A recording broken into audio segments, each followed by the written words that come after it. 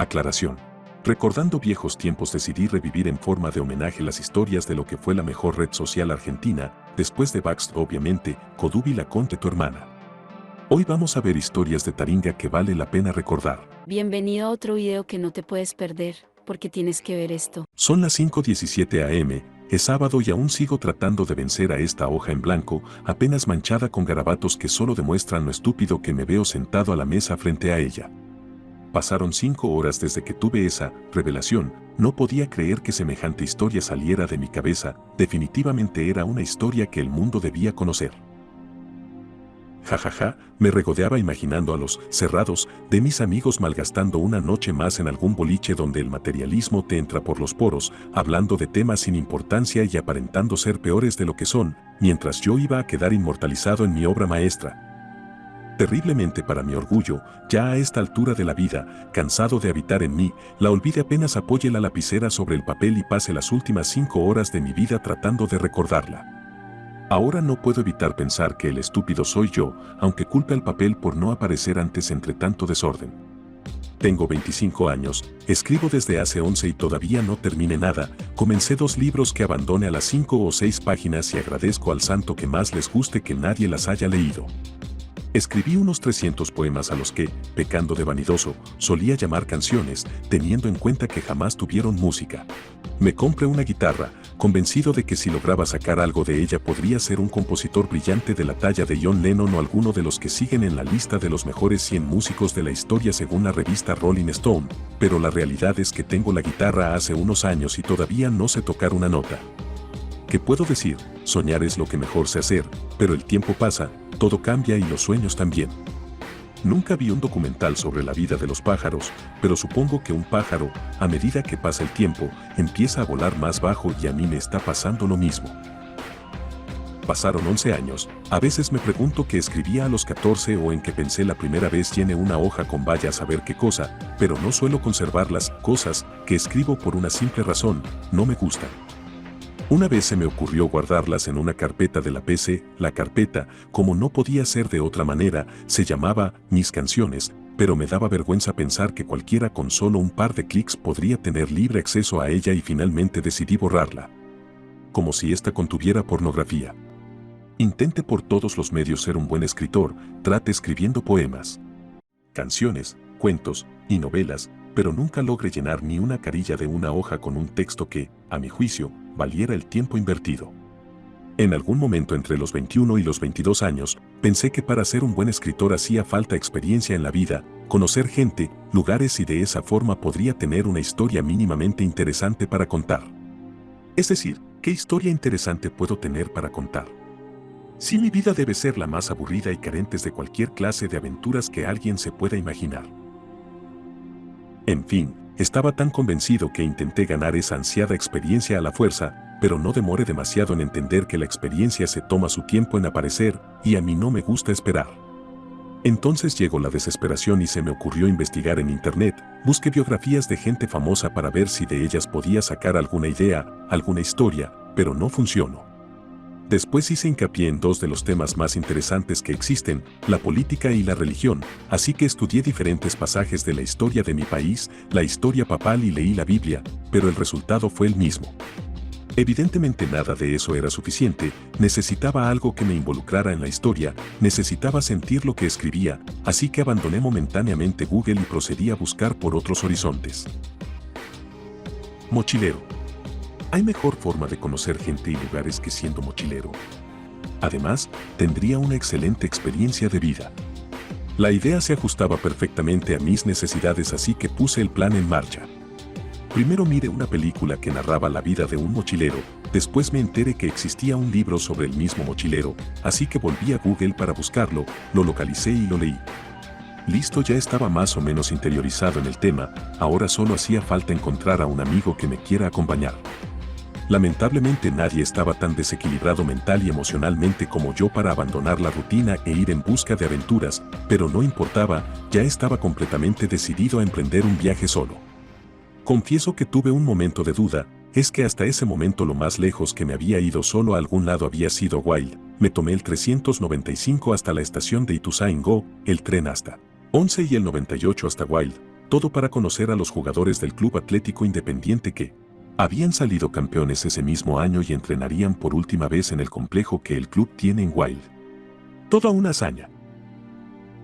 Las dudas no evitaron que el plan siguiera en marcha, tenía casi todo pensado, como era inexperto creí que lo mejor era ir hacia el norte donde el clima es más cálido así, por lo menos, no moriría de frío, lo peor que podía pasarme era tener calor. Me había puesto una fecha de partida sin siquiera haber pensado bien las cosas, creo que eso ayudó bastante a que crecieran las dudas. No tenía mochila, carpa, ni el dinero para comprarlas o para sobrevivir, aunque sea unos días sin pedir limosna y la verdad es que no soy muy bueno para pedir. Además, la película no me terminó de convencer, sobre todo el final. Por lo que no tuve otra opción que darle la razón a la realidad y abandoné el plan. Fue tal la decepción que me olvidé por completo de la experiencia, de conocer gente o lugares y por un tiempo dejé de escribir. Me sentía miserable, veía como todos tenían su vida encaminada, parecían ser felices, aunque me aburría de solo mirarlos.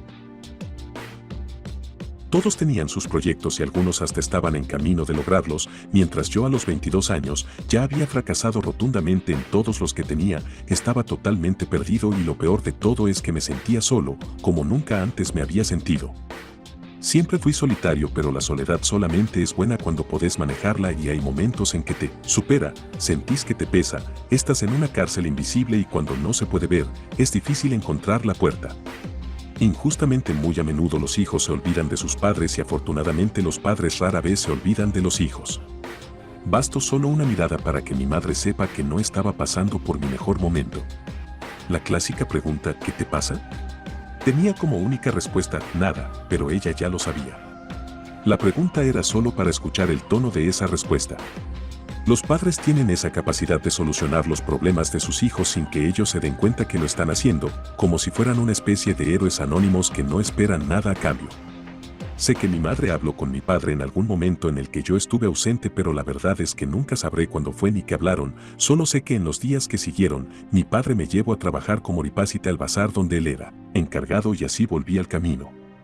Trabajar no era, ni es exactamente lo que más me gusta. Es más, nunca voy a poder entender a la gente que ama trabajar, al menos que sea por vocación. No creo que trabajar sea un gusto, sino más bien una necesidad y aunque no me gusta, confieso que en ese momento lo necesitaba. 2 años trabajé bajo relación de dependencia en ese comercio, pueden parecer pocos, pero en ese tiempo aprendí varias cosas y aunque no de la manera que lo esperaba encontré algo de la experiencia que me hacía falta, conocí gente, lugares y lo mejor de todo fue que por primera vez en mi vida tuve un sueldo para gastar en lo que quería. Pero, siempre hay un pero. Como siempre pasa en mi vida, todo lo bueno tiene un lado malo, para mí absolutamente nada fue totalmente positivo. Sí, es verdad, conocí gente, lugares y hasta tuve a mi primera novia, pero la gente era una mierda, los lugares uno peor que el otro, el dinero era poco y mi novia tenía un pasado turbulento, un presente, digamos, conflictivo y lo peor de todo, un novio con la espalda, todavía muy blanda como para cargarla. Fui consciente desde el principio de cada uno de sus problemas y traté de asumirlos como propios, pero no fue suficiente, no pude solucionar nada y terminé abandonando el barco como acostumbro a hacerlo y sumando otro fracaso a mi prontuario, el más grande hasta ahora.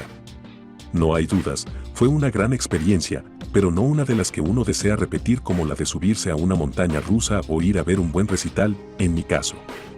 Cuando se vive una gran experiencia, comúnmente se siente una especie de vacío. Algunos dicen que es espiritual. No sé, pienso que es lo que nos avisa que la experiencia terminó y hay que buscar otras, pero para mí ese vacío no fue solo espiritual, ya que terminé sin trabajo, sin dinero, sin novia y con muchas deudas. El mío fue un vacío espiritual y material. Sin embargo, gracias a esos 2 años, aclaré un montón de cosas que no entendía de mí mismo y otras que no entendía en general. Hasta ese momento solo era un adolescente más que al terminar el secundario, salió del establecimiento saltando de contento porque nunca iba a volver a él y pensó que ya se las sabía todas. Amargamente a todos nos toca ese momento en que nos damos cuenta que todo lo que sabíamos no cuenta, que hay problemas mucho más grandes que tener 2 evaluaciones el mismo día y haberse enterado en el recreo, que no es lo mismo faltar a la escuela que faltar al trabajo, que los compañeros de trabajo nunca van a ser como los compañeros de colegio. Nos damos cuenta lo que cuesta ganar dinero y que a partir de ese momento todo va a ser nuevo y lo nuevo es desconocido. En fin, Nos damos cuenta que la escuela no era tan mala como creíamos y, lo peor de todo es que ya no podemos volver. Más de una vez escuché que uno nunca termina de conocer a alguien y aún antes de detenerme a pensar realmente en esa frase, sabía que era verdad. Una pareja se casa, vive 30 años bajo el mismo techo y nunca se terminan de conocer, ¿por qué? Es la pregunta y la respuesta es simple. Uno nunca termina de conocer a alguien porque nunca termina de conocerse a sí mismo. Somos dueños de un cerebro, cuyas habilidades nunca podremos controlar, por el contrario, él nos controla a nosotros, aun cuando creemos que nosotros lo hacemos. Todo nace de él, hasta lo que la gran mayoría le atribuye al corazón, sucede gracias a él. Cuando me senté a escribir tenía pensado contarles una historia maravillosa, audaz, inteligente y ficticia, pero, en lugar de eso, les estoy contando mi vida. Una historia amarga, inmadura y poco inteligente pero real. Puede que nunca sepa si esa historia la olvide o mi cerebro la guardo en algún lado, lo cierto es que estoy haciendo lo que él me permite hacer. Al quedarme sin trabajo, mi vida volvió a ser prácticamente como lo era antes de tenerlo, volví a sentir la frustración, la falta de dinero, la soledad, la ausencia de planes, el fracaso, etc. Fue como volver al principio, aunque algo en mí había cambiado. Desde ese momento supe quién era realmente y, en consecuencia, quién nunca iba a poder ser. Soy un hombre solitario, aun cuando estoy acompañado por mis amigos o mi familia, pienso en lo que voy a hacer cuando esté solo, en lo que voy a escribir o en la música que voy a escuchar. No me gusta trabajar bajo relación de dependencia, no quiero rendirle cuentas a nadie. No me gusta estar en pareja, ni compartir mi tiempo con alguien cuando en realidad no quiero hacerlo, en fin, son muchas las cosas que tengo claras de mí mismo y soy consciente de lo que eso significa. Estoy dispuesto a aceptar la soledad o la falta de dinero y ya dejé hace tiempo de intentar ser como los demás. Francamente nunca pude serlo.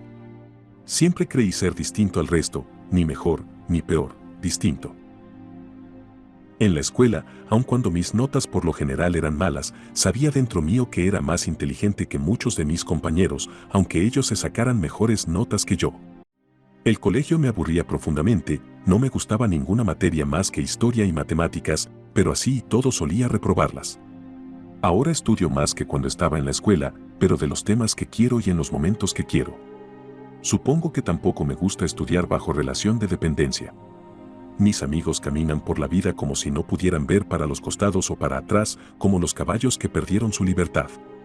No se preocupan por nada que no sea sus bolsillos o comprarse siempre lo último, y no sé si está mal, de hecho, en parte, los envidio, sin embargo, no puedo resignarme a vivir una vida común, dentro mío sé que algo grande me espera, aunque no sepa qué es ni dónde buscarlo. 11 años después, sigo tratando de averiguarlo mientras, en el camino, sigo acumulando fracasos.